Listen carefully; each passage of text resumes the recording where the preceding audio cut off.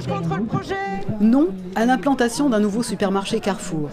C'est le mot d'ordre de la manifestation organisée samedi matin par le collectif Carton Rouge, avenue Gambetta dans le 20e arrondissement de Paris. En 2 mots, il s'agit de la transformation du rectorat, de l'ancien rectorat de Paris en Carrefour. C'est vraiment une espèce de caricature de la société néolibérale dans laquelle on essaye de nous embarquer.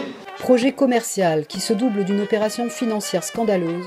Fin 2015, les 20 000 m² de l'ancien rectorat de Paris sont vendus à l'américain Cargill pour être rachetés 1 an plus tard par la Caisse des dépôts.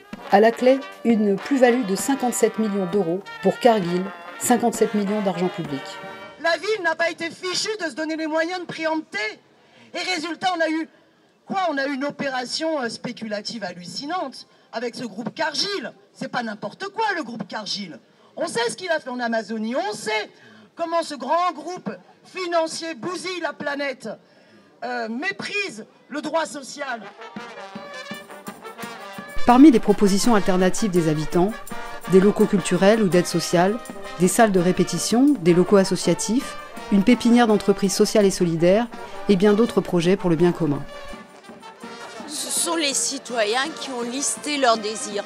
C'est-à-dire qu'on a tenu la place, on a fait agora tous les samedis matins pendant 1 an et les gens venaient lister leurs besoins. Dans le cortège, associations, collectifs citoyens, habitants et artisans, partis politiques défilent ensemble. En dehors du PS et du Front National, tous les partis sont représentés, notamment le Parti communiste, le NPA, les Verts et les Insoumis soutiennent les manifestants. Ce mouvement, c'est avant tout la société de consommation contre la société citoyenne. C'est la finance contre la société citoyenne. Et en étant présent aujourd'hui, on voit bien que vous avez fait un choix.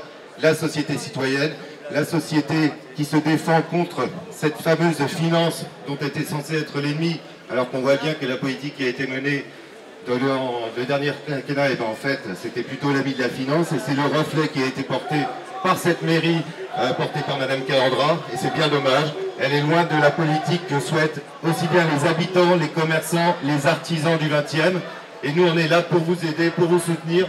Mettre l'argent public au service de la finance ou favoriser les initiatives citoyennes, la balle est maintenant dans le camp de la mairie de Paris. Nous, on lâche rien, on vous tient au courant.